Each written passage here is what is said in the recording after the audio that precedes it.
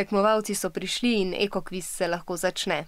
Kaj merimo z Beaufortovo lestvico in odkot izvira angleški izraz za hrup, sta le 2 izmed 30 vprašanj, na katere je odgovarjalo 10 skupin, ki so jih sestavljali po 3 učenci. Vse pa je spodbujal Zlatko.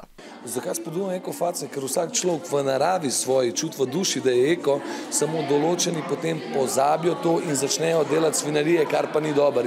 Spodbuda je očitno koristila, isto število točk so namreč imele kar 4 ekipe. Če si se učil, si znal, če pa se nisi, pa nisi znal. Pripraviti pa so morali tudi ideje, kako pomagati zemlji, in najboljše, kot so ekokredit in ekotekmovanje med učitelji in učenci, so 3 ekipe pripeljale v finale. Prav zdaj na odru poteka finale in vsaka od 3 skupin mora odgovoriti na 8 vprašanj.